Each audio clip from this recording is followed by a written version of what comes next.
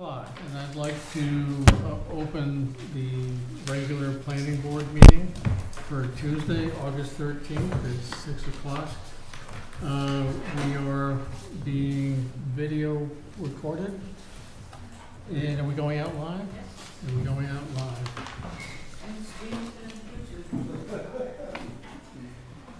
Okay. So first up, our administrative items is approval not required, A&R, AP 24, lot 27A and 28 on Crane Avenue. File number 24-024A, requested by applicant for endorsement of a one-lot plan of land located at Crane Avenue, Assessor's Map 24, lots 27A and 28. Okay, good evening, Sean Regional Office Engineers for Michelle Gordon for Crane Avenue Trust. This is a lot, it's a very strange looking lot. It runs from Crane Avenue, which comes off Route 6, and an L shape goes over, and there's a skinny neck that goes out to Gifford Road. There's an existing residence on this. The access to that is there. What we're doing is we're creating a lot off of Crane Avenue that has adequate frontage area and upland area right here, leaving remainder adequate frontage and width 50 feet wide, even though it doesn't have to be because it's over 7 acres, but 50 feet wide, wrapping around and continuing on to this lot. So really there's two lots here. It's kind of convoluted. This connects to this, but we're creating a lot out of one bigger lot, and that's this lot 1A. That meets the requirements for zoning.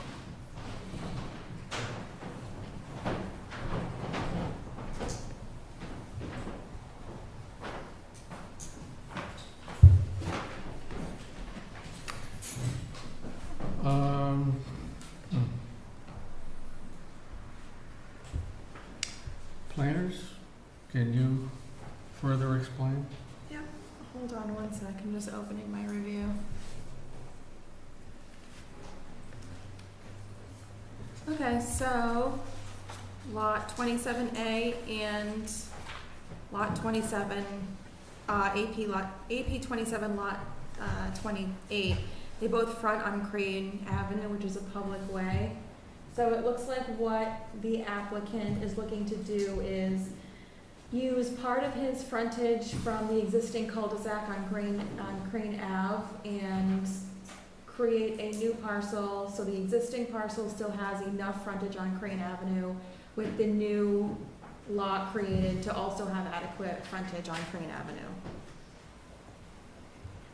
So AP 2427A will have 246.64 feet of frontage, while AP 27 lot 28, while reconfigured, will have 180.87 feet of frontage. On AP 27 lot 28, it has an existing single-family home on the premises and is accessed through Gifford Road. Lot 1A will be accessed from Crane Avenue. Both Gifford Road and Crane Avenue have sufficient width, suitable grades, and adequate construction to provide for the needs of vehicular traffic in relation to the proposed use of land.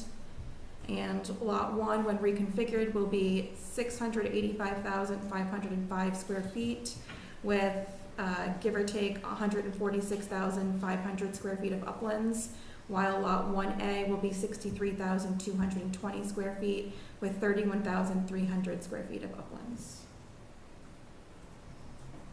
So for a staff recommendation, staff recommends that the A&R meets the criteria for endorsement and recommends that the planning board endorse the proposed A&R plan as presented.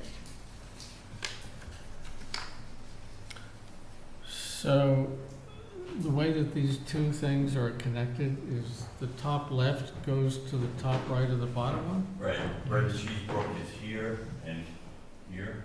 Yeah. And this connects to this. You'll see similar frontage and distance, the area distance on these two lines here, and 700 feet by the brook on each one of those. Yes, this is what it looks like. Starts here and wraps around. It shows best there, because it's sort of a Z-shaped Yeah. lot. John, how wide is the access to Gifford Road? And is that going to be the access to that lot? No, the access to the new lot we're creating is off Crane Avenue. Is Crane Avenue the access to both lots? No, the access, well, it can be, but technically, you could have to cross the brook or anything if you want to get to the existing residents. The existing residents have a driveway that comes off of Gifford Road. So how wide is that long, narrow stretch? It varies by about 18 feet wide, it's walled.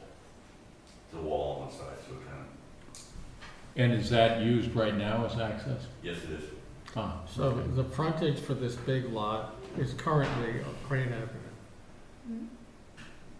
The frontage for the whole lot is, well, technically this is an ancient way that came through the cemetery back here, but this came all the way through, but the frontage right now, as it was created, is on Crane Avenue. Access is off of Gifford Road, but it's also frontage technically on Gifford Road. But the Gifford Road is it a long time access road Yes, with two walls on either side? yes. Yeah.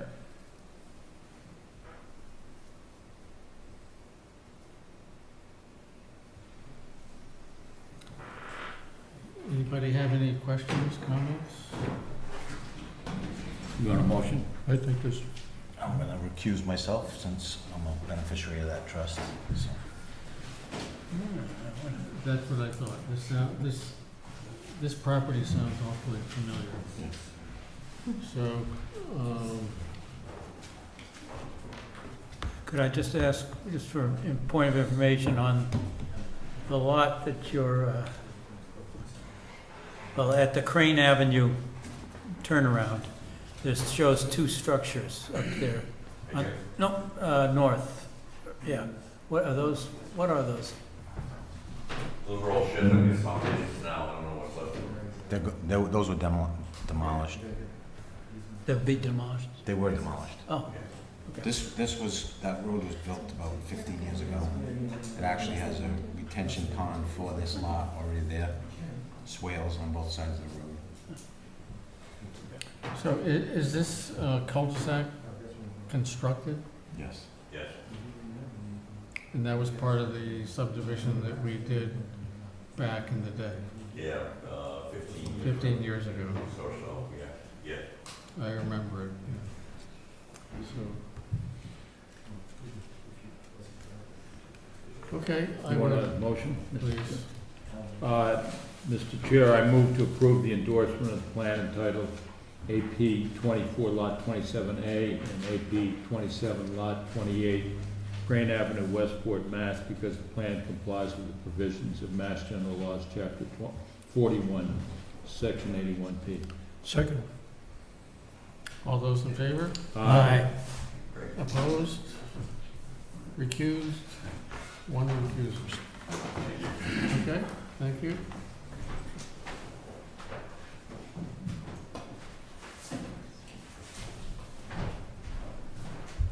Let's see, next is a pre-application consultation, file number 24-021 PAC, request by Alphonse Coca to discuss a definitive subdivision plan pre-app consultation for Zero Railroad Park, section 15, map 5, lot 73-76. Good evening. My name is Alphonse Coca with the KBN Design Group. I am here with the potential applicant, Mr. Gary Gagnon Jr., about the lot. So during our initial research, when we're looking at the lot, we realized that one had access, potential access from the paper roads that were established. When was it? 1903. And then they would have access from Pine Street or Oak Street.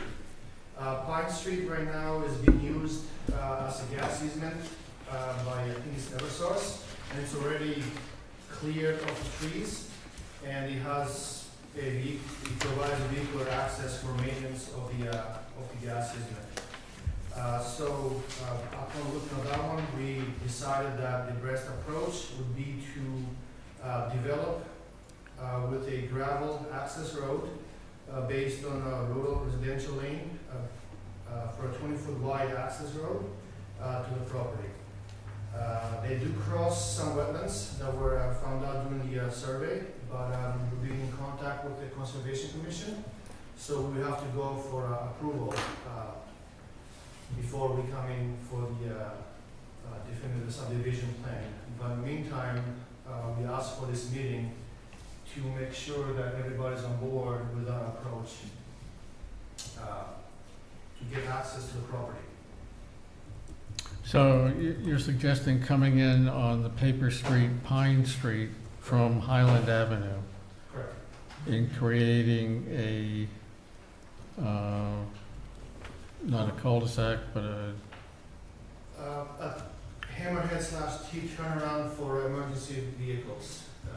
and for which lot, if I'm looking at this map, the one on the left or the one on the For right? this lot right here. 0.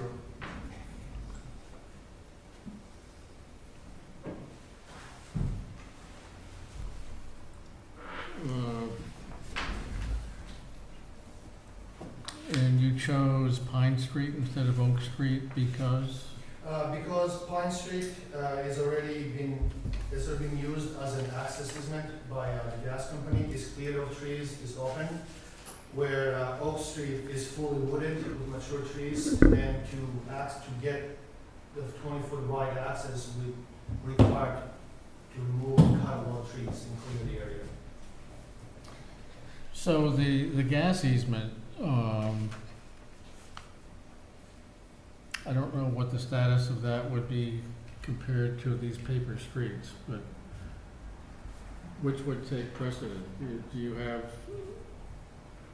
you own the lot, Yeah, it's under contract right now, subject to subject to something? approval. Right. So, do you think that you can put a gravel road on a gas easement? We have to get in touch with the gas company, but the gas mains are on the outside of the road, not in the center. So we won't be crossing the gas main. But it's a major gas line, right? 2 gas lines, yes. It's the main line that crosses Westport. Right. Which I've never seen a road going, I've seen them cross them, but I haven't seen them Go over it. go It's along it. So I think we'd have to get some kind of idea from the gas company. Which gas company? I think it was on the registry, it's the old Columbia Gas. It's not, Eversource owns all the gas lines, I'm sure all of you guys know that now. Well, So- National Grid owns some too, so, So there's no, in the registry, there's no paperwork showing a transfer, I'm sure they don't have to, but from the town of Westport granting the original easement, that's the only paperwork, so. it probably came from the state. Right? Yeah. So, planners, what say you? I think that between going back and forth in emails, I voiced some concerns about how there's wetland flags on the plan. I'm not sure who did them or when they were done, but so I'm not sure if they're valid or not. However, if there's wetlands that cross right through that area, then you would need to have it looks like you would need to have a wetland crossing. Correct. And then also, if you were going to disturb wetlands, you would need to replicate them, and I just had a concern whether, I don't know if you can create a wetland crossing over property you don't own, and then if you need to replicate wetlands, where you would replicate them, and I'm not sure where you would replicate them. You would have to replicate them on the property that you own, because you can't replicate on property you don't own. Correct. And the property is about 9,000 square feet, so it's room to replicate wetlands. We're crossing about 2,000 square feet, I believe, so it's 2 to 1. So we have 4,000 square feet of new wetlands to be replicated, if we want to go it that way. On that one. And then the site is flat, so whenever one we're replicating high ground or lower, will be pretty much the same elevation. So be acting the same way as a stormwater absorbent as they are right now. Because based on what we can find online on wetlands database, these look like isolated wetlands, they're not part of a larger Yeah. connection. I would say that I think wetlands are only good for up to 3 years for the conservation, so I would think that a filing with them Yes, I already, to confirm the delineated wetlands. Yeah, and new NRED has to be done. Yeah, okay. Again,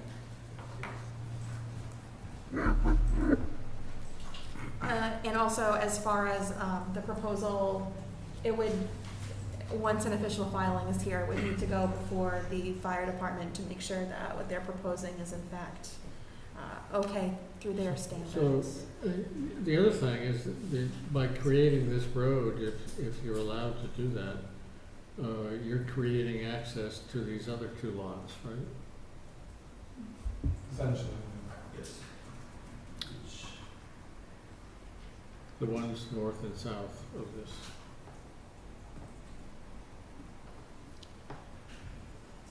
Yeah, I mean, every road that would then have frontage would have access to that road unless it's a private road and then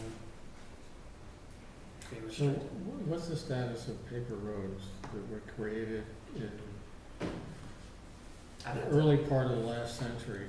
I'd have to do some research on that, would know off the top of my head. I don't think that being a paper road, paper street, it's owned by the town, first of all. No. And so I think the abutting lots technically own to the Middle.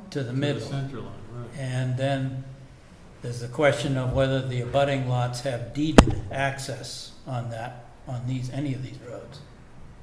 Do you know? Have you looked into that? Yeah, so I'm the one that went to the registry of deeds, did all the research, and then I have a land attorney that wrote, I don't know if it was shared, I think it was sent to you, Ray. I have it, yeah.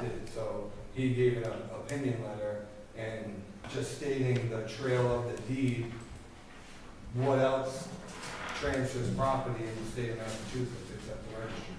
So the way he explains it is, if you own a paper road, you have the right, I mean, if you own a lot on a paper road, you have the right to improve, but you don't own that land. Right. Or your tax would go up. You would be required to maintain that property. So that's his opinion, is this paper road has never been sold, never been conveyed, nothing has changed. As a member of the general public, you have the right to improve to get access to your property.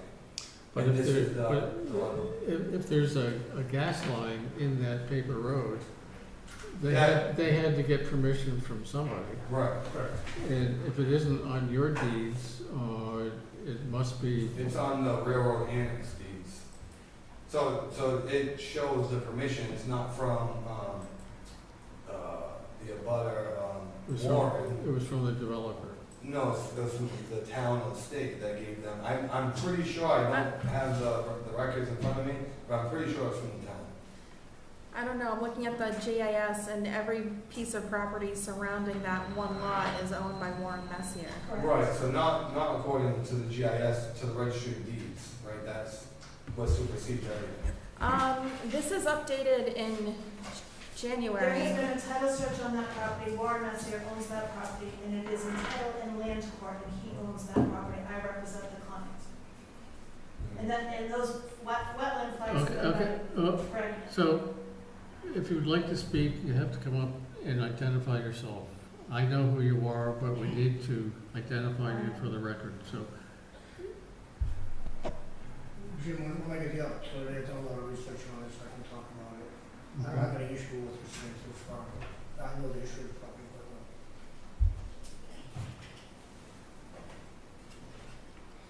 Okay, so, Mr. Chair, the point of you guys appearing is to get information to decide how to go forward, right? So it's in your interest if other people have information on this site, right? Yes. Okay, so, we're not here to make decisions. Correct. Now, we're here to help you gather information Just a path. so you can make decisions, okay? Well, we appreciate, first of all, you coming here at this stage of the game. And understand that you don't have the answers to all your questions. That's right. So, board, have any questions, comments? Yeah, I had a question on Middle Street. It's shown inside a dash line. Does it have the same origin as the 1903 plans? This was all gridded up?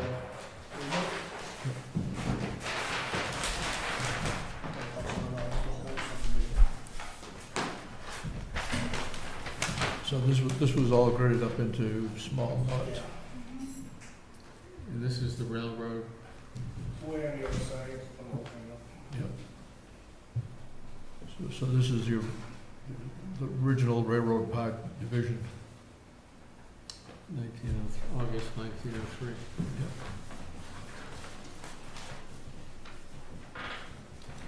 So on this, is there a gas line or no? No, so that was another avenue, like when they did Bentley Estates, and I'm just going off of hearsay, you know, I wasn't part of Bentley Estates or any of that, but I was told he was supposed to finish, Then Lane, then way to South Avenue. so then we could run off of Middle, but that looks like there's a little more wetland, so the main conversation that we've had is how do we not ruin a mature forest and, you know, ruin wetlands, that's obviously the goal for everybody. So this seems like the best way, which is actually the longest way, you know, for me.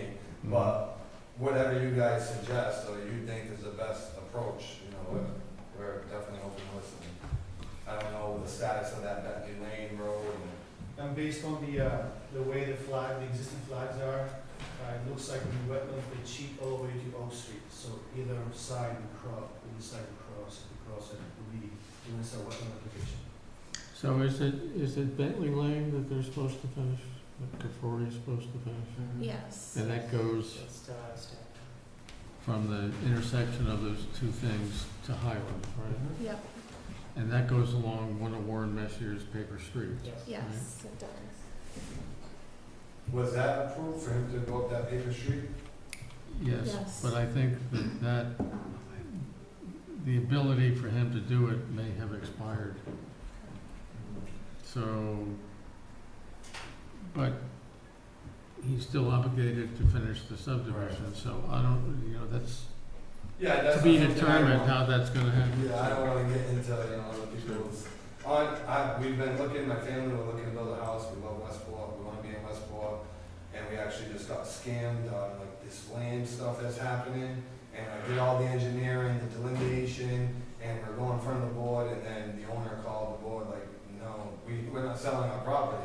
So, we're just looking, you know, it's hard right now, you know, we're just trying to establish, you know, a property. That's it, we're not a developer, I'm not looking to, you know, sell all these lots and make a bunch of money, I'm just looking for a good place to live.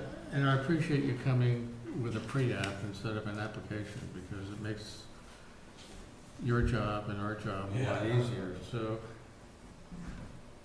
What I would say is that we need to do some research about this gas line, because I don't know whether or not we could approve a gravel way on a paper street that has been converted to a gas line.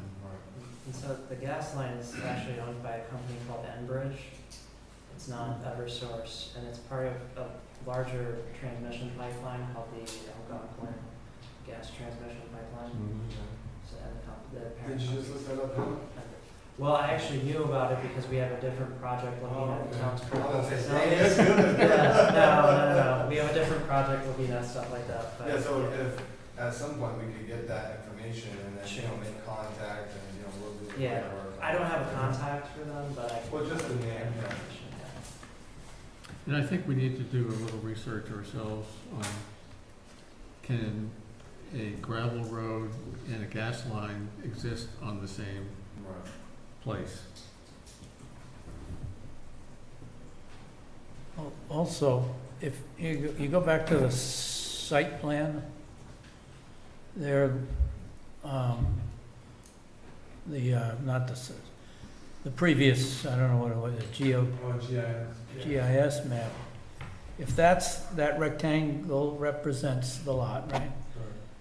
And then I see to the, I guess it would be the west, there's a subdivision road with a turnaround at the end. Yeah, it's right Yeah. here. Yeah, That's so is it listed. feasible that there could be, that the owner of this property could, of the overall property, could create a road that connects from that turnaround past your property out to Highland? Yeah. It's the same road. It's Pine Street. So it runs, Pine Street, and that gas easement Well, runs. it's a along- paper street though, right now. Yeah. But if they wanted to create a subdivision, they would need a 40-foot right-of-way, right?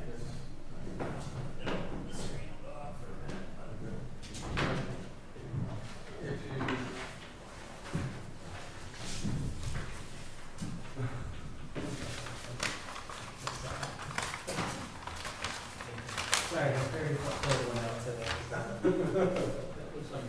I've never seen anything like So, this. Okay, so. I think what he says, the right to improve it, and I don't think the gas company, you know, you just have to build it to the standard. Yes. Is the road that the builder, the subdivider here is obligated to bring to Highland. He hasn't done it, but it's not anywhere near this. And if this doesn't get done, this dead end has way too many houses on it already, if that never gets built. So you could not do what I was questioning, whether you could connect Pine Street to that. Potentially, but there's another piece of property in between, so I don't know who owns it. So that gas easement runs all the way through the front of that gentleman's driveway. Can I show you this area? Yeah, I guess.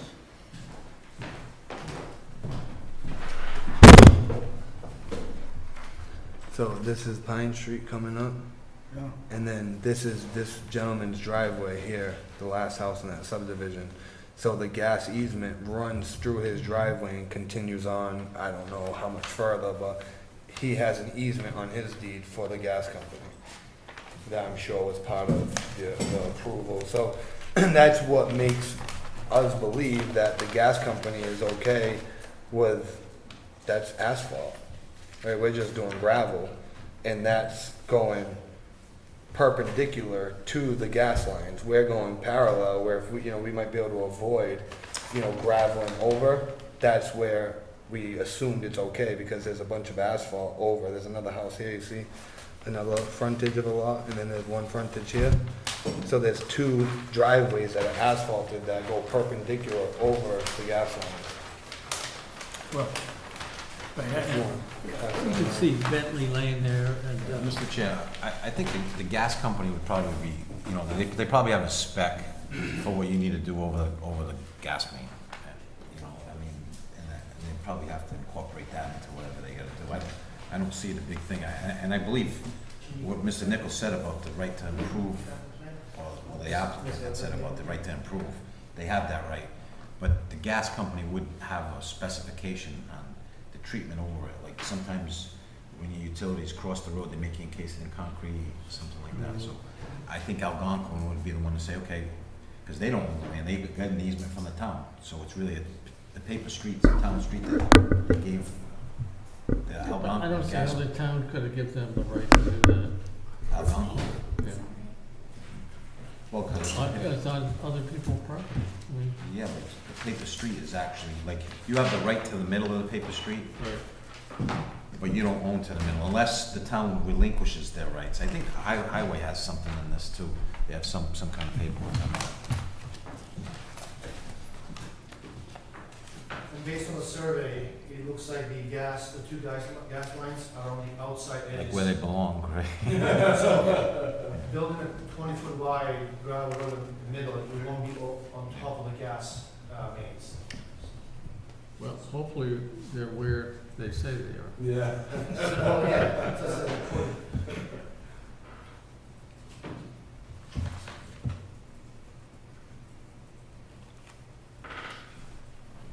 Well, I guess I'm not saying you can't do what you're proposing. I'm just saying, just as a word of caution, should that Pine Street, is that feasible that Pine Street could become a throughway to connect to that end of that turnaround and become create a subdivision? And it has to cross somebody's property, because the property line is right here, so it's a little wedge to get the frontage, so to cross.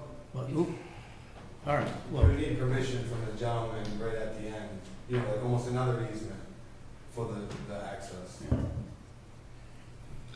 well, as long as you feel comfortable that you don't think Well, that would that's be the likely. most cost-effective way for myself, right? I mean, it costs money to lay a road, that's the shorter point, but I don't think that's the But, most no, fair. well, so the developer for this subdivision on the left is obligated to continue the one above that, Right. that curves and goes straight to Highland. And,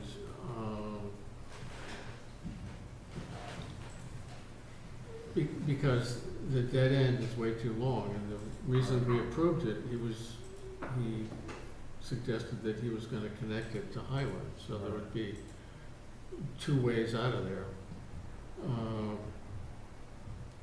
So, if you connect Pine all the way, somebody's gonna pay to make that a subdivision road all the way. Right. And it's longer than the other one, that he's obligated to do. But he can't do it because the property owners won't give him access, anymore because it expired, because he didn't do it in time. This might be the only way to do it, but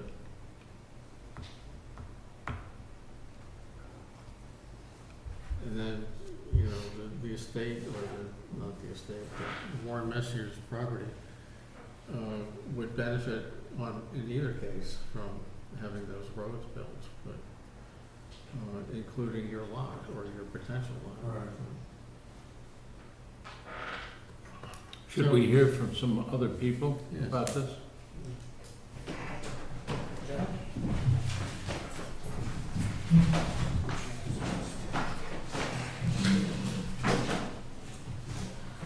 Okay, so Reggie Nicholas, and my interest in this property was I was doing work for Betty Ann Savoy, who's one Mrs. daughter.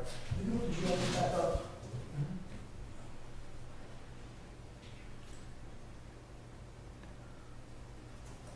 Okay. First of all, what's being proposed here, I got the letter from the legal counsel, and I agree with it 100%. You have the right to develop a paper street. Essentially, the Dearwood Fee Statute says, in a case like this, where you have streets that are built, Greg, notice going to the center line. Greg, could you talk into the microphone Sure. instead of the Stick mask? to the wall. I'm used to it. When you have the paper streets, Dearwood Fee Statute says that you, abutters own to the center line of that street, unless it's expressly prohibited in a deed where it says you do not own it. That's not the case in this. So, I'm in complete agreement with their legal right to develop that road. Again, any abutter would have the right to use that easement, which is exactly what it is, it's an easement, and then therefore access their land. The concern with this, when I was asked to look into this, I did flag the wetland, I'm assuming it was my flag, that you picked up out there, if you did locate them. The survey third. Okay, all right. Same numbers. We flagged the wetlands and also started doing the survey, and that's when things got real interesting. If you look at the plan that I gave to you, the Railroad Park Annex actually includes all this, goes across Route 6, and these lots up over here were part of that subdivision. Those lots were developed in the 70s, but curiously they went through a land court in the 80s. Now anyone that knows about land court, You know, it's an expensive and onerous, lengthy process to go through. Why would you do that after the land's already developed? Started doing trying to chase the chain of title. We find out that this particular person owns this lot. He owns land around here, which describes pieces that don't exist on a plan. Those same parcels exist in Betty and Roy's deed. Kevin Kirby owns 2 blocks of 4 lots in the back, although one of those has been taken for tax title, but he's still paying taxes on it. And that's just the current deeds. When I started doing this, I told Betty Ann, I said, we have to get a title examiner to do this. This is just too much. $12,000 later, the original subdivider of this was a guy named John Gormley, 1903. And the title examiner said the one thing he was certain about was that John Gormley did not have clear title to all the land that he developed, which calls into question the paper streets. Who actually owns it? I actually went as far as to speak to Mr. Patello at one point on behalf of Betty Ann. Can we do something with that piece? Would we swap it out? And we initiated a conversation. When the title became such a nightmare, we just didn't go any further. She had a concern about her parents and how she's going to care for them, and she didn't have time to worry about this at the time. So my biggest concern about this, as far as development, is getting that title cleared, and it's not going to be easy. The pieces to the north, like I said, went to the land court. If you look other parts of the subdivision on the other side of Route 6, you find other areas over there that went to the land court. Curiously, a lot of the land that was developed on Route 6 is filled wetland. This large piece, which is about 70 acres, is good land. It's never been sold. That's not common. Usually the pieces of land that are left over, unless they were farmed or something like that, there's something wrong with them. There's something wrong with this, and it's the title. Now, that plan that I gave you that shows the easement, if you look on that, you see one of the parcels abuts Highland Avenue, shows owner unknown. Yep. It's been taxed on Warren Messier since around 1967, thereabouts, yet that plan is done in 69. So when, I think it was Algonquin Gas that took that in 69, they knew there were problems out there. So, I want to be clear that the applicant has, coming up Paper Street, developing it to the planning board standard, it's your purview to decide the adequacy of the access. But the ownership of that is down to us. It's an extreme mess, to be blunt about it. So, going on with the thing, there was a letter written by, at the time, this was in, I think 2010, 2004. At that time, that gas line was owned by Duke Energy, and there was permission granted to put a driveway up there. But this one here, my concern with this would be it's highlighted. They were only allowing it for one lot, and that would kind of, wouldn't help the abutters, whether it's Warren Messier's land or the abutter to the south, which is actually, it's in a trust, I can't think of the name of it, or anybody else who wants to develop it off, and they kind of handcuffed by that. So, there was an investigation done at that time, but to me the biggest issue was the title. It turns out that in 1903 subdivision, he didn't own the land. I mean, I don't know how back you can reach a redemption, but somebody pops up and says, hey, that's my land. Here's all the tax money that everybody paid, and now it's mine. That's a problem. And better to have an invest now and find out later on you bought land and the cloud and title. So that's all I have to say about it. So I hope that's all right. So, Greg, the subdivision that we're saying is to the west, that comes down to the cul-de-sac.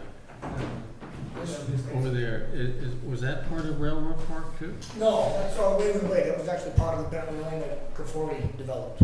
Well, I know that, yeah. Yeah. Well, but this was no. The answer to your question, no. This is the line of Railroad Park. It extends up to here, the Bentley Lane comes in.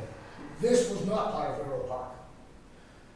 There's a bound here, a bound here, a bound here, and a mysterious bound out in the middle of nowhere, which is let me thinking that, the possible, which is I just couldn't find a deed and never done anything for my title examiner. This is Railroad Park. Came right around this way, up here to the end, and extended across to now 195. That's what I thought. I thought it was down on the other side. Yeah, it keeps going. And when the land was sold, I mean, you buy a couple of lots off of Route 6 and you get these other lots out in the middle of nowhere. The idea was to try and entice you to buy more land on either side. So that's how these strange landmark pieces came about. This is still in the original deed from 1903. The big parcel? No, it's small, it's over there. Anderton. Okay. Thank you. Okay.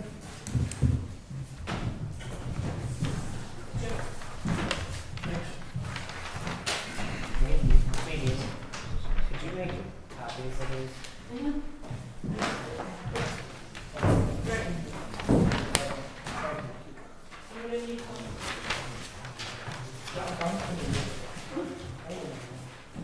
Nicole Plant, Keeping Care Realty, I represent the Warren Messier Trust and Betty Ann Soroy.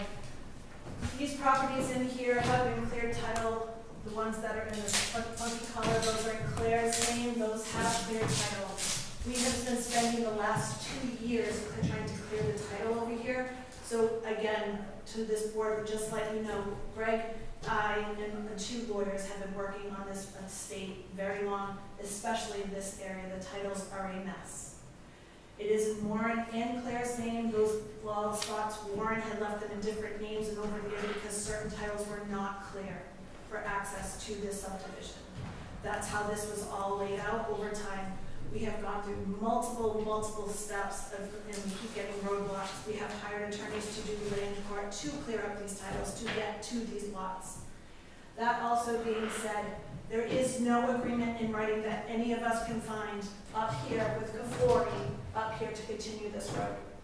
I have gone through title search on that. I've gone through everything with Kafori. There was no agreement in writing for everything that I had tried to find out about a continuance of Bentley Lane. There was no surety bonds. There was nothing in writing between Warren and Bob Kafori. So I do want to just bring that to the board since it keeps being brought up. I cannot find anything in writing. We have done a title, we've done a research, we've gone through all of Warren's letters and everything else. Since Warren cannot speak for himself, there is nothing in writing. So there's nothing in writing that says that this subdivision comes out to Highland Avenue. I have looked, the daughter has looked, we've gone through all of the trusts, we've gone through all the safety deposit box. We have found things for other subdivisions and other agreements. There is nothing, there are drafts. There is nothing signed. There is nothing recorded at the registry. Those lots up there are not, there's nothing in agreement with Bob Kafori to have that go through. So because you keep mentioning that, there is nothing there. So we have been digging into that for about a year. We have found nothing.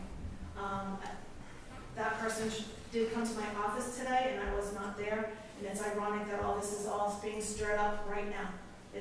Nobody just shows up for a reason. Everyone's trying to figure out what's going on because this got brought up today. This has been in the works for almost 2 years since this poor Warren has deteriorated in health. And as this has been going on, the more we dig, the more that we find the title is not clear. The family is fully paying the taxes on stuff they clearly might not even own and has been paying fully on it for years. But they were trying to clear it from years before. So this is exactly where this all states as of right now, and we're still working on it. So there's no anything in title, nobody's buying it, there's nothing else, but there's no clear title or clear access. And on the paper road access part of this, if there was a paper road that they could go and clear right now and go and put a road in and driveway in, the family would be doing it for their care. So there's title is not clear right now for me to even bring you an A&R or a plan to come and say, can we sell off some of these lots? The title's not there. Thank you. So I would just like to be clear. So Pine Street, where they're asking to, right, no, it's the one below. Yeah. That. So I understand the other 3 lots are owned by Warren Messier. So Warren, Claire owns this, Warren owns this, all of this, Claire owns this, Claire owns this. yeah. So if they wanted to do it on Pine Street, would you be okay with them doing that road? We can't get clear title to half our frontage. Why would we give up frontage to an easement right now? We don't even know what we have. And I can't speak for my client right now, but I will tell you we're still trying to clear the title on all of that. They own this here, this sliver here, this. We can't get clear title. Why would we give up frontage of something why would we give an easement through something I don't know what we have or not? So the reason that Because there's also wetlands there. There's a lot of wetlands there that they have to cross, and where are they going to replicate it? So the issue for you is that you don't have clear title for those multiple lots. Well, that's one And- whole big parcel with multiple lots in the back title, right, Greg? Correct. There's little, so we and the GIS map combine it all. There's little lots like this in all of this. Jim, Those back lots, back in the old deeds are all, when you do a clear title search, Oh, so they combine them all. they all combine them all and they're not The clear. assessor combined them, so. Correct. But that wouldn't, that shouldn't affect the paper street though. But still, Maybe, we don't know. But what I'm just thinking with that is, and if they developed, if they improved the paper street, it would actually benefit you guys if it was improved in that way, because you would become, now you would have frontage on the paper street. if they own it. But then if we own to the middle, who owns to the middle? That's the question. Of who's giving right of way to the middle, correct? Right. Well, I think the paper street gives whoever else is on the paper street the right to improve the access, right? So who, So, I know you're using that. so I believe that whoever ends up owning those lots either side of Pine, Mm-hmm. that you think you currently own, but you're not sure. Correct. It would seem to me that they don't need your permission to use that if they own the highlighted lot. That's correct.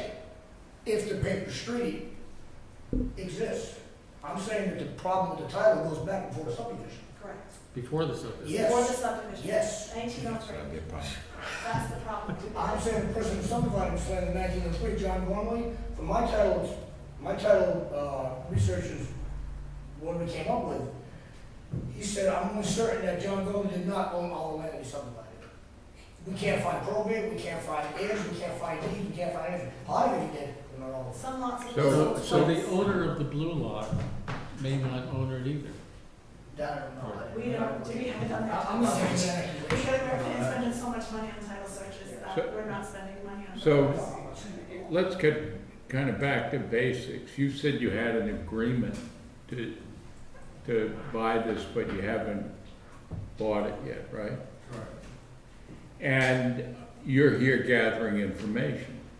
Correct. We've already done a title search on that lot. The guy that bought it, I know, close family friend, he has title insurance. Like, the fact of somebody else's lot being insurable by the title is none of my concern. I take a risk. All I want to really get an idea of is just to kill the thought that somebody else owns the paper street. So what you're dealing with is risk.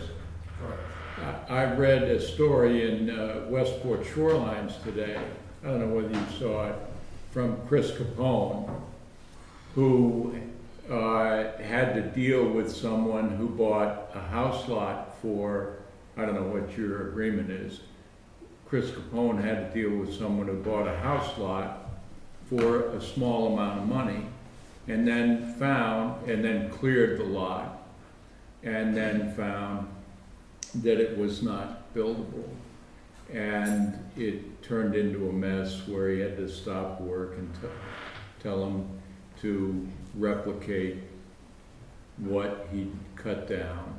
And Chris Capone said, this is happening, and I need to get a message out that there are no deals left. And if something is too good to be true, it is too good to be true. And there aren't lots anymore in Westport. And, listening to this, I don't know whether you need a mortgage or not. I spent lunch today with a guy who's been in the lending business for a long time. But I'm just putting myself in, if I were going to lend money, and listening to a lot of people say, I don't know who owns the streets, I don't know who owns any of the land. You want to buy a piece of land that nobody knows who owns any of the land here? You want me to lend money on, and you may not own the land that you think you're buying?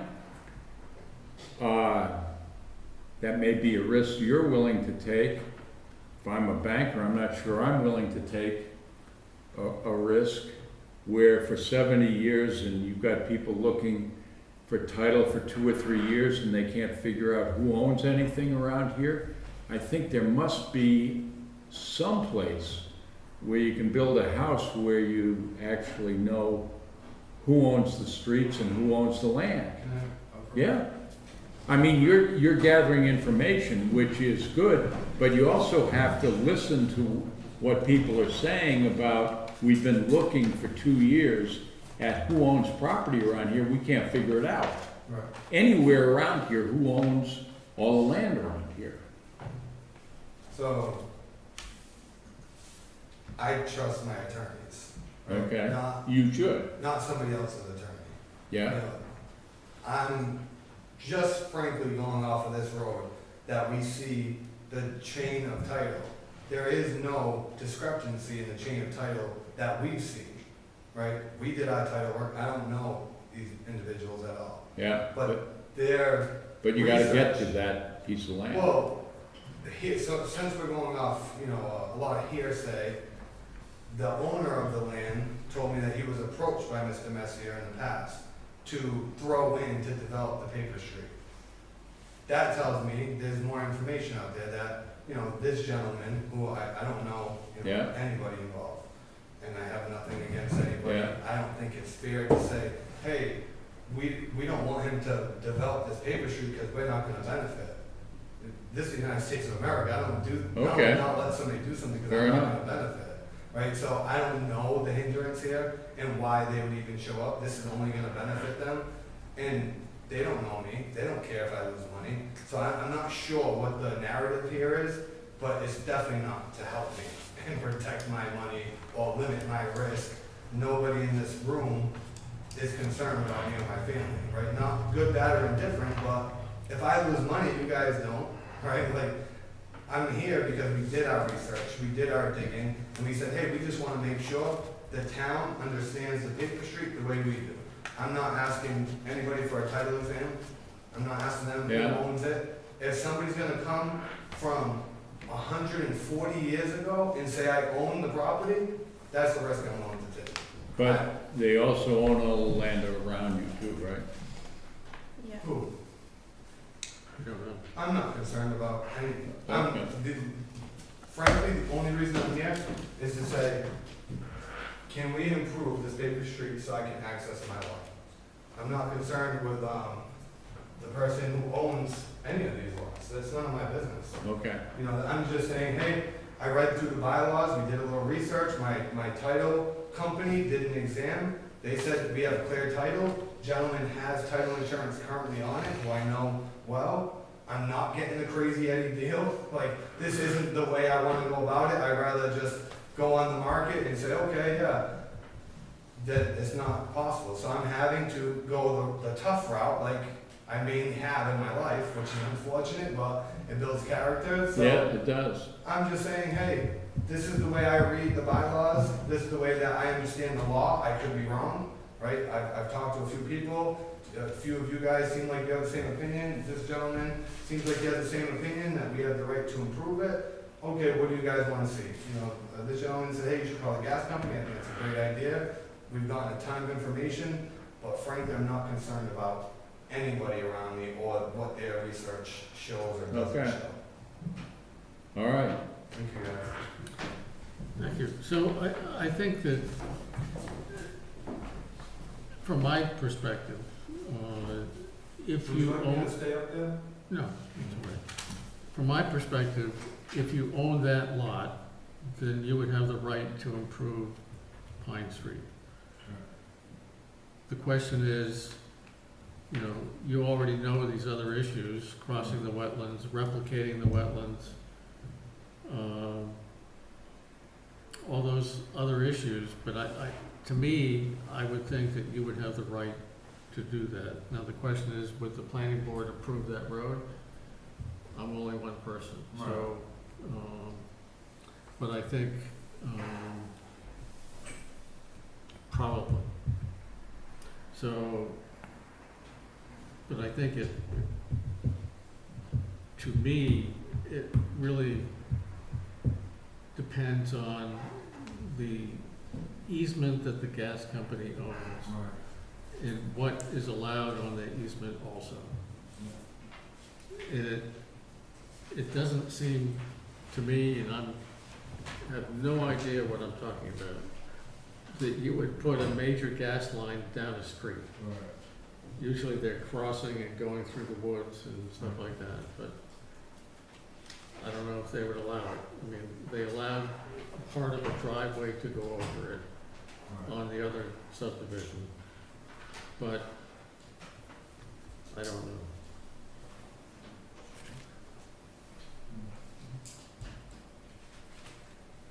So,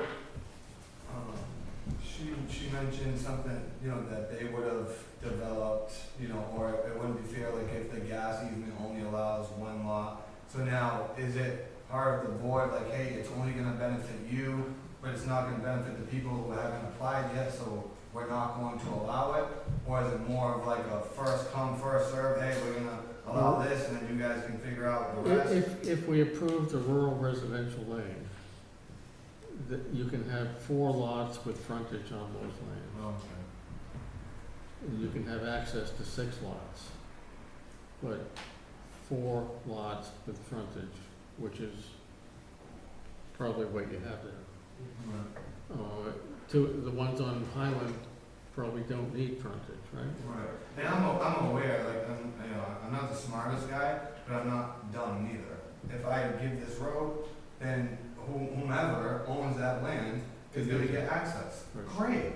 So that means we're in a housing crisis. This gentleman's gonna build it, sell it, and 4 other people are gonna get living in Westport. This is a great thing. I'm not gonna say, oh, I don't wanna do this because this person's gonna benefit. That's not the way this world's supposed to be, right? We're supposed to help each other. If that means they can benefit from the road, great. Like that's even better for the town gets more taxes. I have probably 15 friends that are looking for housing. You know, I'm in real estate. It's a really tough time right now in real estate. So if we can help more people, then great. I have no problem. Hey, give me $5,000. Like, no, okay, you get your lots. Great. I'm glad we can work together. This is awesome. So these lots are very big compared to what I assumed Railroad Park was, which was very small lots. So I assume what's happened is that the assessor has combined them? Well, I think what came into effect was the merger law, right? So you buy 4 little parcels, doesn't matter how big, how small they are, they come into common ownership, now they all join. Right. You know, to me, I've done stuff in Lakeville, same thing, you know, very small parcels, and normally you're trying to avoid the merger law, right? And you know, put it in this entity, and this one, you know, I think the way that this is set up is great to protect the integrity of Westport, right? This is why we want to move out here. We don't want to be on top of each other. You know, I want my kids to play baseball outside and be able to ride a dirt bike and, you know, enjoy what the town has to offer and not be stuck. And I'm a contractor, so I build houses, and it's much cheaper for me to be able to build my own house. I can't afford this market right now. Like, I can't. And, you know, they're going for $400 a square foot, you know, for a ranch. You're paying $500,000 for a ranch. I just had my last baby. He's a year old. We need 4 bedrooms. Like, I can't spend $700,000. If I could afford to live in Bethany Estates, I would. Fortunately, I have friends and people that will help me. We can get this project going and be in it for a reasonable, attainable price to own a home in town. Okay, so have we helped you? Oh, tremendously. Okay. Tremendously. Everyone in this room has been super helpful. And I think that the question with the gas company, I think the gas company will have a right to tell you how to build the road over there, utility, but not what your access. So now, Whether it's one lot or if the neighbors are going to benefit from the improvements to the road. I don't think the gas company will be able to do that.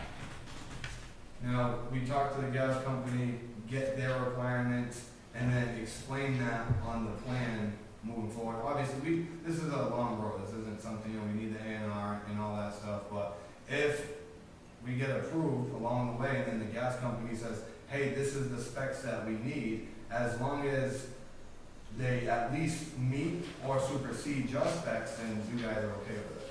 Is that correct? Yeah, you're gonna have to apply for a subdivision road, right? Because that's Right. what it is. It's rural residential lane is a subdivision road. You're gonna have to put the utilities underground. And you need to talk with the gas company about that too, because usually they're in the same edge of the road that their gas lines are. Right, And if there's one on each side, I don't know if they're gonna want electric right. in there.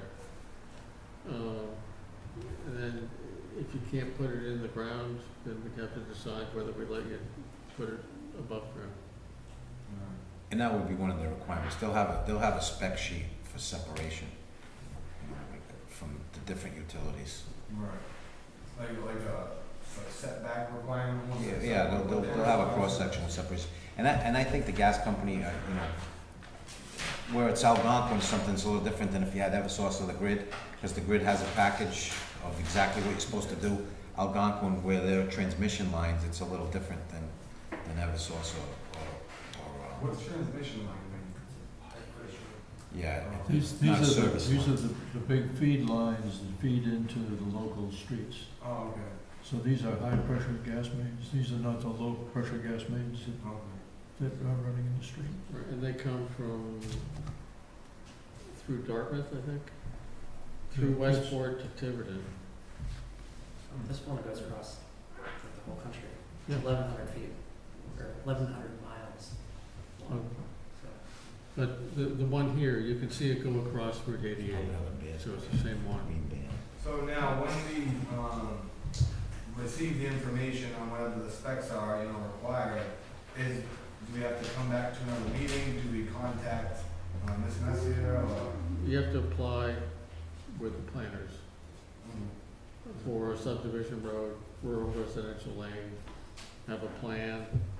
I mean, as far as like an update or something, like, hey, we got the specs now. You're more than, well, you're more than happy to come back. We're happy to have you come back as another pre-app, Right. so that we don't have an application that is gonna, because as soon as you give us an application, we're gonna send it to our consulting engineer, and they're gonna go all through the things, and you have to get approval from conservation for wetlands and replication, and go through all that. To me, after you talk with the gas company, I think you'd be better served to come back again and show us what they want you to do, Okay, perfect. or what they won't let you do, Yeah. whatever. Yeah. So, Perfect. anybody else? And in the long run, that'll save you the money. Oh. You know what we need, you Right. don't have to keep Well, coming that's back. why I'm asking, I don't want, you know, everyone just wants to pull the trigger and, you know, I don't, I'd rather sit here and just commune with No, everyone. and the title's important. I mean, you need registered land surveyors and lawyers to handle the title, but coming before us, the engineers usually, we don't have too much to deal with lawyers, hopefully not. Okay, Thank you guys so much. thank you. Have a great night. Yep. Thank you guys.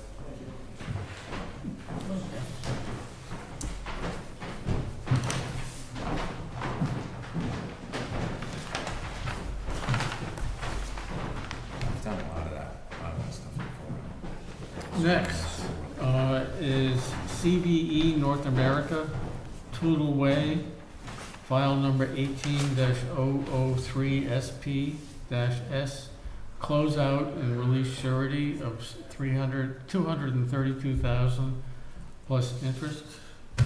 Yep, so Derek of SW Cole went out there 2 weeks ago for the final site visit with the as-built to make sure that it was constructed as approved, and it has been, and there is significant vegetation growing on site. So Derek provided a review and recommends that all of the surety of $232,000 plus interest be released back to the applicant. That site is 100% complete. Photographs, really good. Want a motion, Mr. Chair? Sure. Mr. Chair, I move,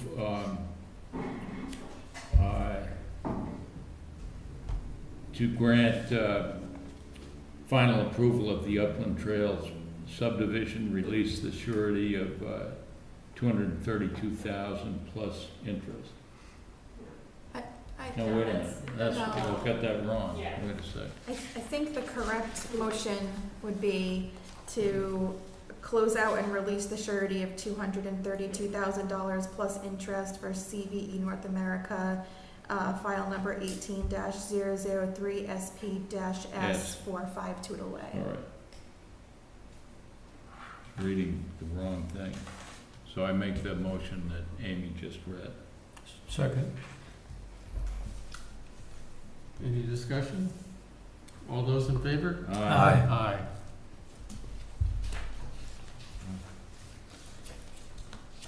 That was a long time coming. They have Yes, a it growing was. season now. It Looks growing. It looks good. I copied and pasted. She has it out for you. It's not vegetated. How do think that's probably- We're gonna get you for that. Okay. Okay, next is Serpent Annual Meeting is September 25th. Yep. And It's 5:30 and 9. Is that White's this year? No, Venus. Oh, sorry, Venus de Milo. So you don't have to tell us right now because it's still a little bit ways out, but Not we'll really. need to think about RSVPing. Oh, like a month and a half out. Not even a month and a half. 5 weeks? yeah, about, yeah. It's a month. They say that Venus de Milo has been much changed.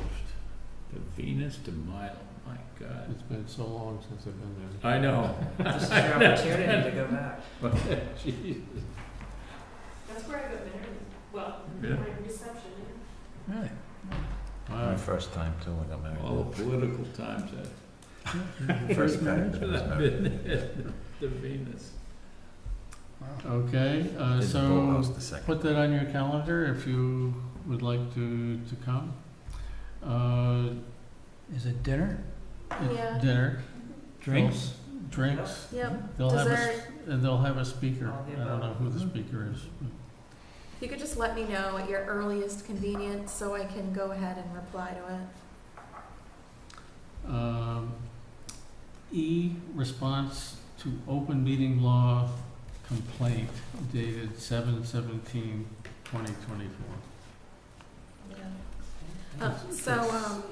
A gentleman by the name of Patrick Higgins had filed a complaint with the town clerk on the planning board's meeting of June 18th. The open meeting law now requires us to just make a list of any documents that were used during the meeting, and we did not do that. So, later on in tonight's meeting, Nadine has revised minutes, but in the meantime, this is just a letter for Jim to sign to say that we've received the complaint, reviewed it, found that we were in error, and will abide by the open meeting law guidelines going forward. So who complained? Patrick Higgins, he is actually quite famous in Massachusetts for giving out open meeting law complaints. Is he from Westmore? No. He No. is not. He lives in Alabama. He That's where lives in his Alabama. mailing address is in Alabama. But I do believe he used to reside in Swansea, Massachusetts. Watching this. Alabama. No kidding. So, you know, the meeting will be sent, or the letter will be sent to the complainant, the Attorney General's office, and also our town council too. And so we have to, I noticed in the minute or somewhere that in the agenda, it lists these documents. Is that what we have to do now in the future? Yeah, so that should be included in the minutes going forward, so she'll just put those in the minutes instead of on the agenda. But yes. Wow. Does this gentleman do this nationwide? He just, I'm not sure if it's nationwide. I know he does it in almost every town in Massachusetts. Just as an aside, the Cultural Council several years ago was brought over the coals by the same kind of guy. I don't know if it's the same guy, but same. And is Climate Resilience Committee then have to do this? Yes, so the last set of minutes you approved, I actually did, I did put the document list, and so going forward, I'll put document list. You know, the conclusion is clear. No documents. This is what we need to do, just not have any documents. I love that. No books, no documents, no scientific reports. We should make all our decisions based on intuition. And, you know, whatever. Works for me. No maps, no reports. That'll solve all the problems. Okay. Wow. Nice. F, the planning board appointments to the Offshore Wind Advisory Committee. Please tell me they don't want to do this. No, that's all right. So when I initially had contacted you, Jim, about this, the notice that I had received from the town administrator's office read more that read more to me that they were specifically requesting that someone on the planning board staff this. But the town administrator himself has reached out and clarified that the select board is asking different boards and commissions if they would like to participate on it, not that it's being a requirement of, to serve on this board. So if you're interested in serving on the board, we'll forward your name. So I have a question, a little bit for the planning board, but more selfishly for the Climate Resilience Committee. In reading your email, Michael, and that is, does the planning board or the Climate Resilience Committee make a decision that the planning board or the Climate Resilience Committee makes a decision about one person to nominate to the select board? Or does the planning board or Climate Resilience Committee say how many people might be interested from that body and forward all the names to the select board, and the select board says, oh, there are 5 people from the Climate Resilience Committee, I'm going to pick this person? Which is it? I don't have any specific guidance from the select board on how to approach that. I would say that the boards themselves, if there's someone who would like to volunteer, that the board should then nominate that person and then forward. That would be ideal. I think it should be a committee decision, not, Okay. I'm much more worried about, from this CRC, 5 people wanting to do it and us forwarding 5 names. Right. So. They only asked for 1, so. Yeah. And So, that's if anyone is interested too. Yeah. It's not All wanna do nomination. it? Oh, I think that's a good idea, John. well, I mean, we're meeting now, so we could make a decision tonight on the planning board. The CRC isn't supposed to meet for quite a while. So what I'd like to know is, what does the select board wish this committee to do? That's a good question, and I don't think there's a charter that's in place for. I think they were trying to do that, like Yeah. a charge for the committee. But basically, they want the committee the select board wants to remain in control, and they're just looking for a committee to advise to the select board. That's what they're looking for. So, offshore wind is tens, if not hundreds of miles out in the ocean. What we decide here in Westport is going to have 0 impact on what they do. Not necessarily true, because it has to come ashore. That's it. There's a, what Mike, I understand this committee is informed. My concern with the committee is, is this, I'm opposed to offshore wind, and therefore, this provides, I am not opposed to offshore wind, but someone who is opposed to offshore wind volunteers to get on the committee, gets on the committee, and their fight is, I don't want to see towers out in the ocean. We don't have any jurisdiction over that, it's in federal waters, we don't have one of that. But they bring the power ashore, one of the routes that is being considered is to come ashore and come up Route 88. And there was a public BOEM that, said that, and it's one of the routes they're considering. And then the route up the Secundit River, it's getting the offshore wind into the grid with a substation somewhere in the grids. So what radiates out of Brayton Point are the logical points to connect to. So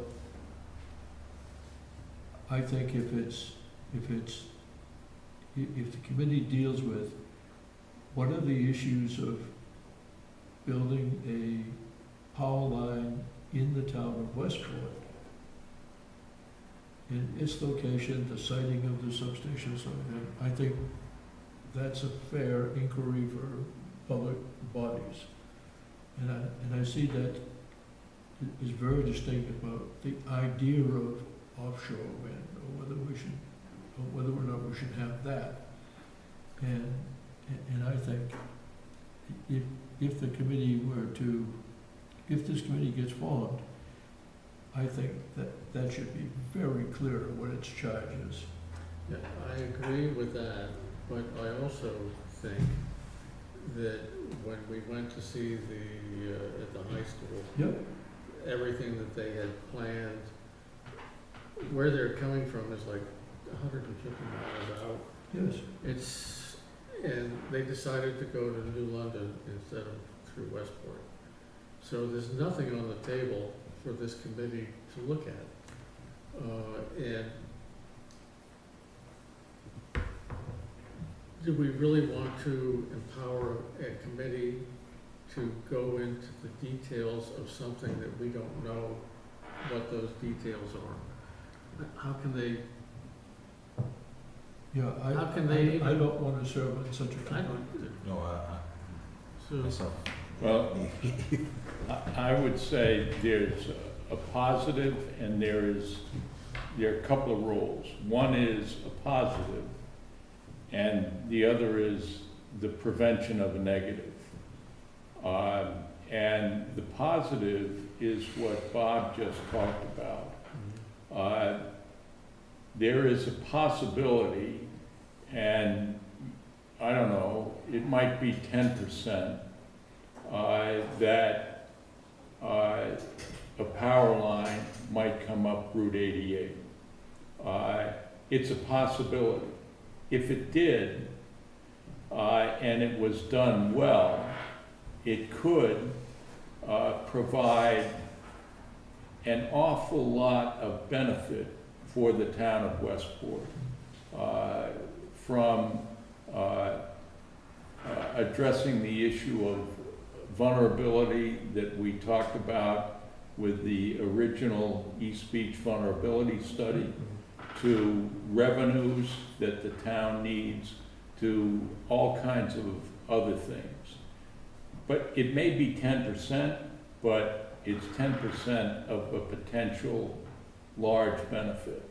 And it would have to be done in a way that deals with potential adverse environmental impact.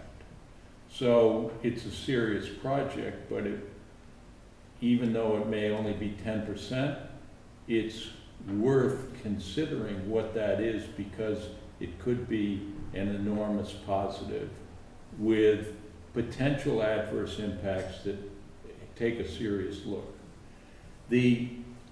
And I think we ought to have someone, I mean, I would nominate you because you're head of our the climate resilience infrastructure. This is all about infrastructure. The prevention of a negative is that there's an awful lot of misinformation and disinformation being whipped up in offshore wind. As an example, you know, people are collecting styrofoam on beaches. As they walk along the beaches, and they're saying this is, you know, the end of the environment because of the styrofoam. As they go to collect the styrofoam, and this makes offshore wind evil incarnate. As they walk along the beach to collect the styrofoam, they're stepping over polypropylene rope and abandoned lobster traps that have been washing up on the beaches for 100 years from the fishing industry. And I love the fishing industry that no one's objected to for 100 years because, well, that's just what the fishing industry does, is litter our beaches with polypropylene rope, discarded fishing nets, and lobster traps. But, you know, that's just part of the natural part of the fishing industry, and we just realized that's gonna be something that comes up on our beaches. We don't object to it, but a little styrofoam, oh, you know, the sky's falling.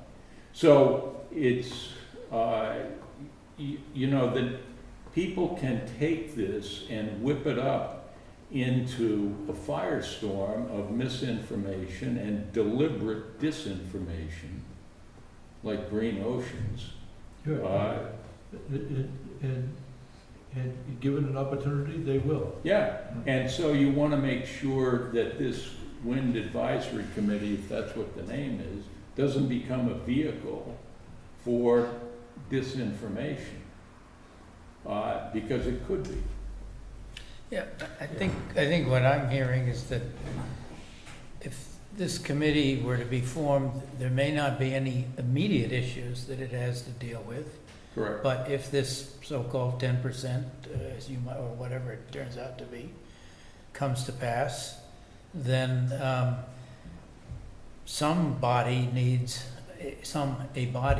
committee needs to be empowered to consider all the impacts of that possibility coming on, and how the town could leverage the benefits from bringing, let's say, an underground cable underwater cable, across the harbor and connect, you know, underneath the Braga Bridge, and then go up Route 88, because we'd like to get another way to connect the power lines to the, where you live, John, to the Trip Boatyard and all of that, rather than be limited to Horseneck Road. So we could create a loop for our own town power lines. So there are benefits, and so I guess I'm thinking, and you tell me, Manny, because you're on the board, is they're being proactive, and wanting to create a committee to be ready to consider these things if they're needed. Correct, because we're not looking for a committee for or against. But I think what John has stated is exactly what our as a planning board, our recommendation to the select board should be on what the charge to the committee should be. And let that go along with our recommendations on who would like to be from the Climate Resilience Committee or the Planning Board Committee. I think they were looking for that last night, and I think they're going off and they're coming up with a charge. But I think from what's transpired here tonight, a recommendation from the planning board would be something that would be appreciated. So I am somewhat persuaded by John's discussion of, how do you say, not prove a negative? Yeah, I mean, I think there's a positive reason to do it, and I think there's the prevention of a negative reason to do it, but I think it is in Westport's interest. I think it was a good decision by the select board to say, we want to have this committee. And I think there's a public education purpose to having this committee. So, you know, I'm certainly willing. I may not be the best person, but I'm certainly willing, either planning board or CRC, to do it. I think Bob is excellent because of his service to the town in infrastructure, and this is fundamentally an infrastructure issue. And my concern, as we all know, the windmills are being built. So, you know, you wanna stick your head in the sand. That's you right. know, There's, Well, we have to look out for I keep Westport's on best being interest. accosted by people every time I go into Lee's, because they know I was not terribly supportive of wind power, but not against it. But haven't you changed your mind yet? All this stuff coming up is terrible. They go so fast around. And I just think that the select board is being pushed by these people to do this. And the question is, can they control it so it doesn't become Yeah. the negative? My own thought was that it's way, way, way premature to have a committee, because if somebody is really suggesting to come up through Westport, we'll have a long time. We will have a long time. It won't happen overnight, and it'll. Opinions form now though. There's a lot of interest, and you know that the offshore wind developers have already talked to a number of people in the town about this. So I think it's not premature to do this, because there's a lot of discussions, especially with you know, the blade breaking and styrofoam. When they said styrofoam and balsa wood floating up, I said, they're making these things out of balsa wood? I used to make model planes out of balsa wood. They're making these things out of balsa wood? Have you seen the stuff? No, I have. I brought one into the planning board. Do you still have it in there? I do. Where did you go get it? Right now? Sure. It's you know,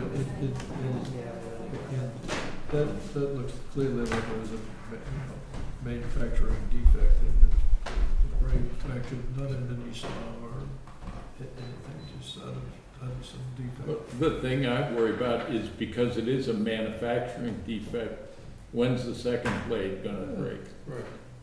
So- Was it only in this place? Yeah, Right. can't be just one blade. Everybody has a car, and occasionally they don't start, and Right. occasionally they break down, and occasionally you buy them and they're not very good. Maybe as an action item for this then, that we could have the planning board send a memo to the select board outlining what has been discussed, that this should be a really public education oriented committee, and then to come up with strategies to harness, or strategies and priorities for harnessing any benefits it could bring to this work. How do you think we should, look at that, yeah?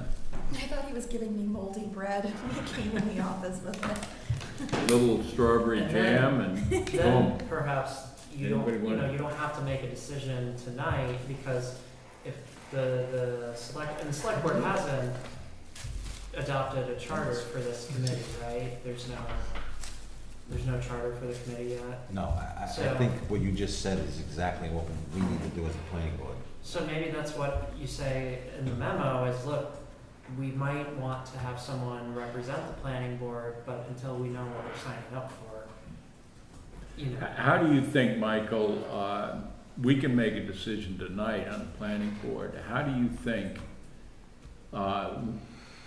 we can make a decision on the Climate Resilience Committee? I mean, one way we could do it is I could email the membership of the CRC and say, my recommendation is to appoint Bob Daler as chair of the subcommittee on infrastructure. And if there are objections to that, let me know. or if there are other people who are interested, let me know. But we don't have another meeting for a couple of months, and the select board wants to know, so We have one next month. next month, Yeah, September 19th. September 19th. Do we have time to wait for a meeting with the select board, or do they want a name now? I think sooner the better, because they're getting a lot, there was a lot of people in the meeting last night. So what do you think is the best way to do that with the, John, I think you can appoint somebody on an interim basis. And then if you need to appoint somebody else after the committee meets, you can do that. that make sense to you, Mike? All right, so what I'll do is, say I'm appointing Bob Daler as, if that's all right with you, Bob? It is. As chair of the infrastructure committee on an interim basis, and then we'll put that on the agenda for the September 19th meeting, Okay. and have the committee vote on that. Okay, Sounds good. all right, Now, should the planning board have a representative? I think so. I think so too. yeah. Can you kill two birds with one stone? Can Bob be both? Or why No, you need Why more waste people. a vote? Yeah, What about John? You interested? I'd be willing. I'd recommend John. Yes. Okay, I move John Fuller. Okay. Second. All those in favor? Aye. But I think we also need to,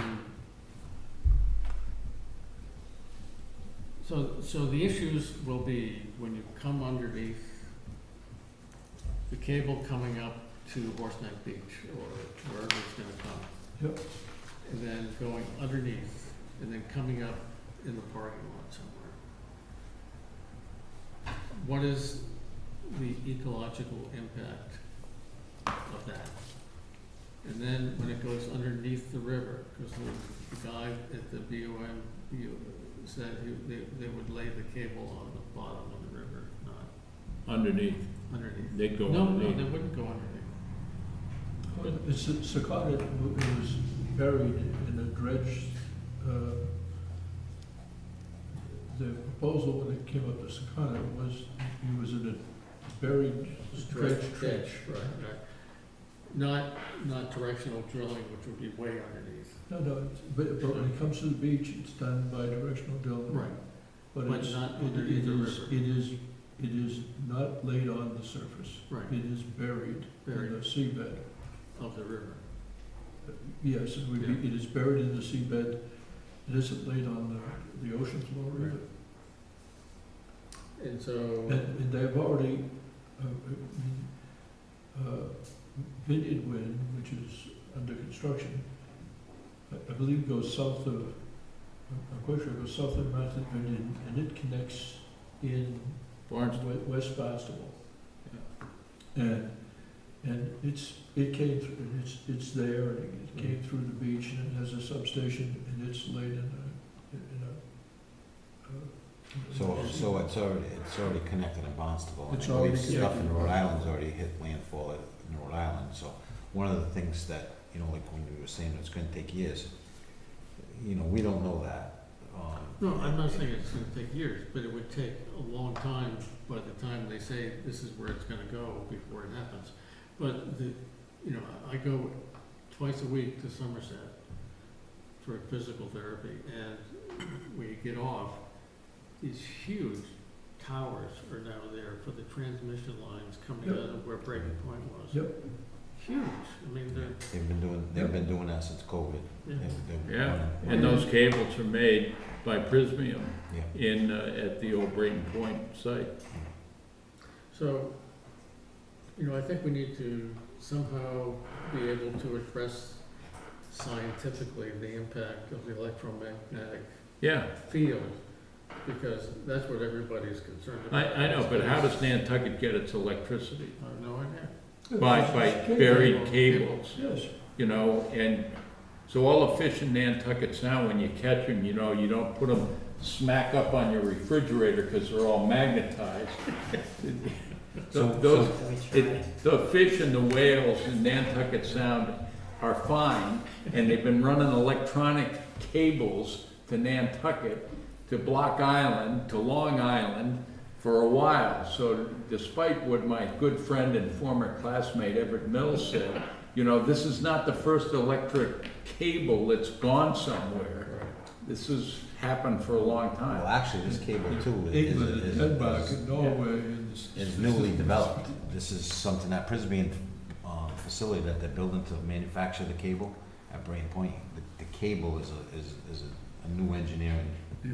design with, like, you know, it's got different kinds of stuff inside the cable. I have a picture of it. Yeah. It's about that big. So my It's concern got 3 is cables in when it. you're coming down 88, that you don't put those towers like in Oh, no, Somerset. this and is it all, stays it underground. Yeah. is all buried. The proposal is to bring it, when it comes ashore, it's buried until it gets to the substation, which is next to the existing grid. All those towers you're talking about, that's where the substation is. And they're talking about, the proposals that they had on the table, if they were gonna come to Westport, was to bury it in the road of 88. Yep. And then repave it. Yeah, I figured it was gonna go under the river, not on the surface of the river. That they would stay with directional drilling. No, because they said it's such a huge thing. I mean, they're gonna do it in the parking lot of Horse Neck Beach when there's nobody there. But it's a huge machine that does this. And it takes a lot of thing, and they were gonna trench the river. So, But we've had cables across the Westport River before. Have you ever seen the sign? Don't yeah. anchor no here, there's anchor in it. cables. But I think somewhere in the discussion was sending along a note besides 2 names, sending along a note that we think this should be focused on. The impacts and mitigation benefits for the portion of the power system that sits in Westport, and not the bigger idea whether or not offshore wind should be part of the electrification of America. Yeah, we'll include that in the. I believe that ship has sailed. Yeah. All right, are we moving on? Okay, Yes. please. So next is the public hearing, a little late for 720, 726 Old County Road, file number 24-003, SP-CD, continued from April 2nd and May 21st of this year and June 18th of this year. Applicant is requesting a continuance to 9/24. Yes, so the applicant has let me know that they're requesting a continuance till 9/24 because Steve Giosa still needs to get the revised existing conditions plan set from the applicant. You want a motion, Mr. Chair? Yes, please. At the request of the applicant, I move to continue the public hearing of 720 to 726 Old County Road to September 24th, 2024 at 6:15 p.m. All those in favor? Aye. Jim, if you could just sign this on the bottom, it's just an extension of time. Do we need also a motion to extend on this besides continuing? Well, Yes, you do. you can, All right, yeah. so I move to grant the extension of time for 720 to 726 Old County Road special permit common driveway to September 30th, 2024. Second? All those in favor? Aye. Okay, next is the 6:30 public hearing for 146 State Road, file number 24-017 SPA-MAG, continued from July 16th, 2024. Yep. The applicant is requesting a continuance to 9/10. Yes, the applicant, I spoke with the applicant and their engineer, and because they need to do some further testing and survey work, they are requesting a continuance until September 10th at 6:45 PM. Want a motion? Could you just remind us what this is? Yes, 146 State Road is the gentleman that came in. He's would like to expand his already established business for motorcycle repair Okay. And restoration. and restoration. Yeah. You all set? Yep.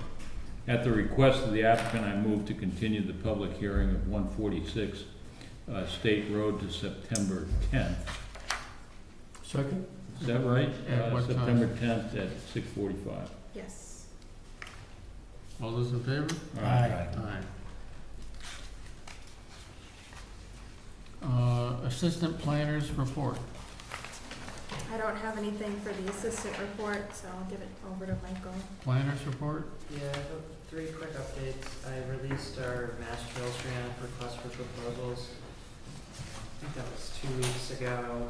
And so that's for designing the Watuppa Connector Bike Trail, and that will be due on August 30th. And we'll review the RFP shortly thereafter. Update on our housing production plan. In all of your packets, there's a copy of our draft of the town's updated housing production plan. And so if you have any comments on that document, just let me know by the end of the month. And an update on our town meeting 2024 articles. Those were, as a reminder, the ones that were approved at town meeting were to rezone the unrestricted district to residential agriculture and then incorporate a definition for congregate living arrangements, and those were approved by the Attorney General's office. So they're accepted by the state, approved at town meeting, so they're all set. Okay. That's it? That's it. Correspondence? There is a letter regarding, I don't have the letter in front of me right now. I don't know if you do, Amy, but there is a notice of the Quarry Ridge decision that is being appealed. KP Law has requested that we have an executive session prior to our next planning board meeting. And so we're going to have that executive session at 5:30. At the next meeting, which is September 10th. September 10th. So you all will need to be here by 5:30 for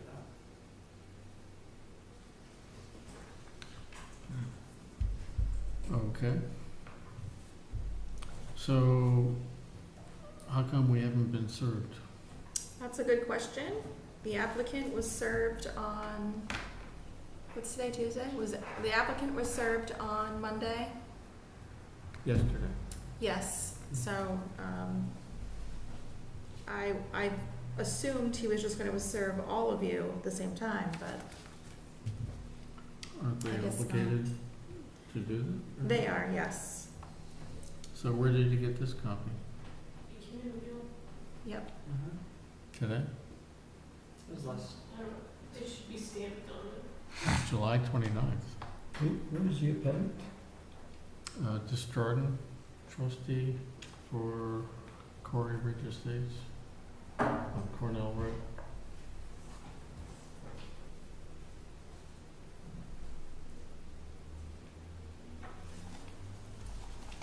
So, you sent out an email to everybody today to ask if any of us had been served because the town council had asked you? Yes.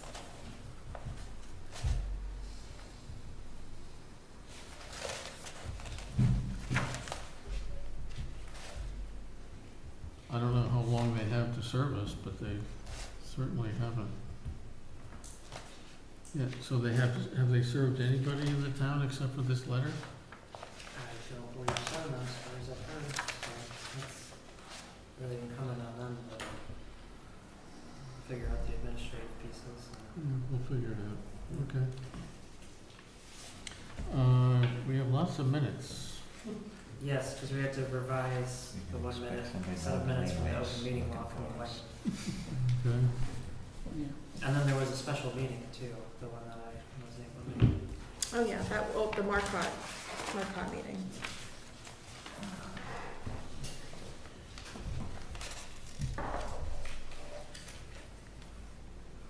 So, the June 18th revised minutes. The only thing that was added to them was just the list of documents at the end, so they should, Just the file attachments. yeah. Okay. I've read those, Mr. Chairman, and So the August, the July 23rd meeting says that it was at Town Hall. Was that the one at the library? July 23rd was at the library.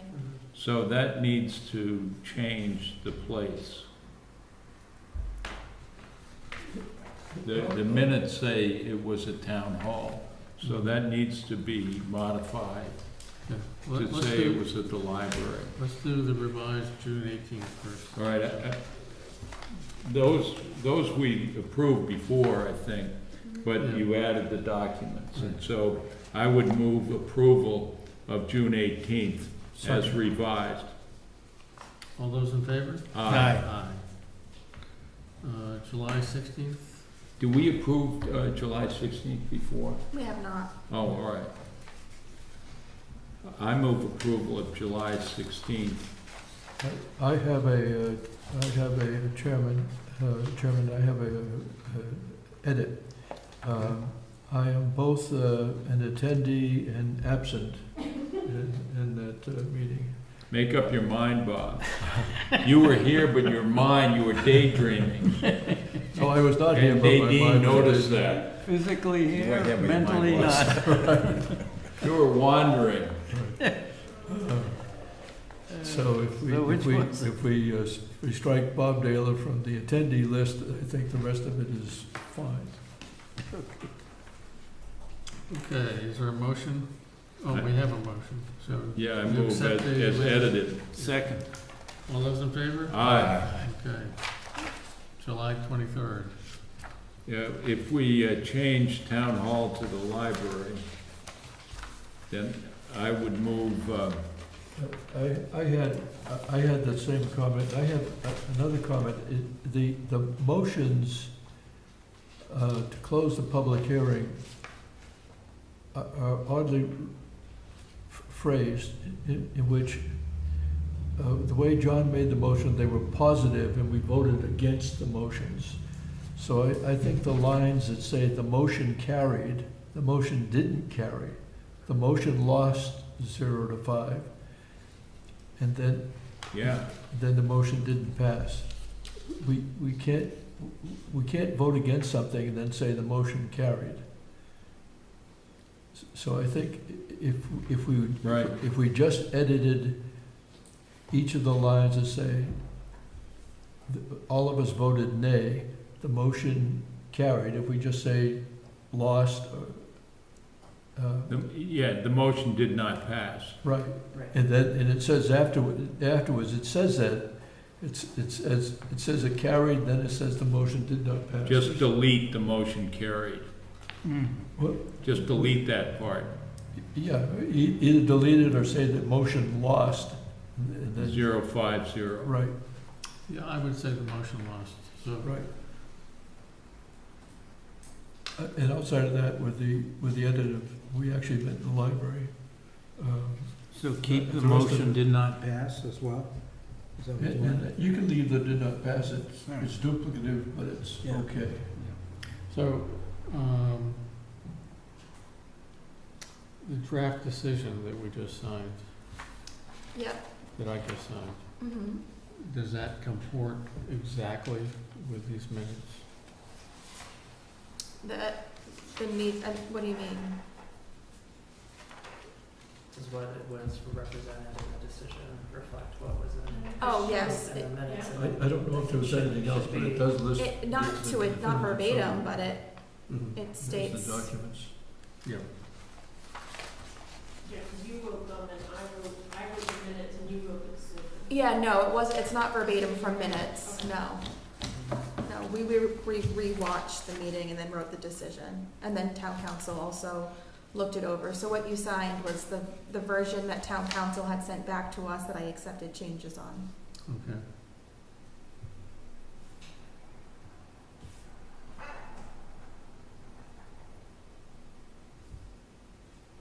So, in the meeting, we had somebody ask if we were voting on the 9-lot subdivision or the 8-lot subdivision. Mm-hmm. Is that reflected in the decision?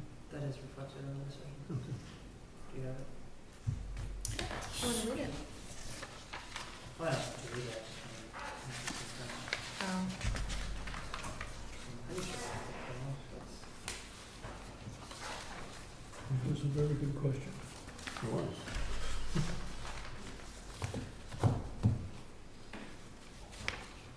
Yeah, that's, the Okay. decision reflects the 9-lot subdivision. Okay. All right. So do we have a motion and a second? Yes, on the minute? Yeah. Yeah, we did. Okay, all those in favor? All right. Okay. Invoices.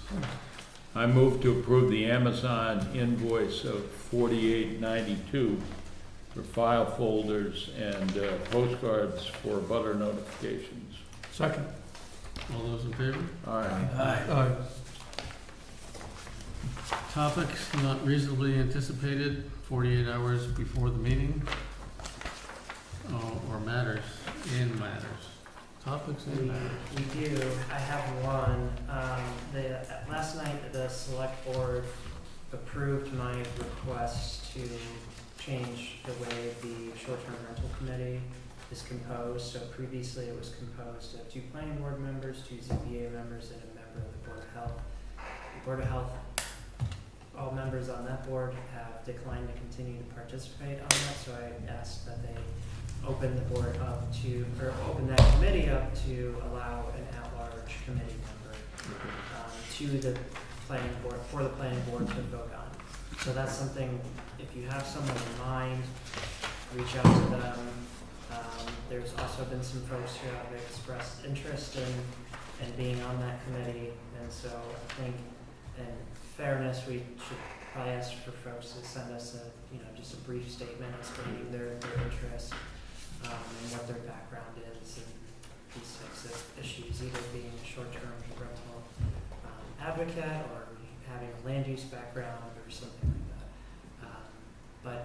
So keep that in mind for our next meeting, and if you have anyone you'd like for me to reach out to them. Okay. Okay, for the rest of the board, we had a walk around at this Westport gravel and sand solar array yesterday. And it was fully vegetated, it looked in good shape, and it was surprising that we didn't have any problem with it, seeing the difficulty we had in approving it so many years ago. So it was actually spectacular. It's 4.9 megawatts, I think, of the AC. Yeah, I think we all felt that those who attended, that we wish there were more closed gravel pits in town. Yeah. That's cool. Yeah, there's a lot of metal recycling. Maybe we could convert those. Maybe, is there any way that we could get Shorelines or something to do a story on that? Cause Sure, yeah. could you call Ted Hayes? Because that's as Mark said, that there's an awful lot of farms where it's good and everything, but you end up cutting down trees. This is closing a gravel pit. There's like everything good about that It's the one. best use of this land. That's right. And I have pictures if you can tell them if you have my pictures. Oh, I have some too. I think that would be a great story. Yeah. if, And they if didn't saw try it. to level the site, they just mounted the panels following the undulating And not across the very- contours. Not very high up. I don't think it's visible from, Yeah, you can't. maybe a few houses in the way back, but It is not visible all from public ways. I think that'd be a great story. And all of the ugly transformer stuff is in the site, not out on the street. Yeah. Right. You want a motion to adjourn? please, Move to adjourn. Second. all those in favor? Aye. Aye.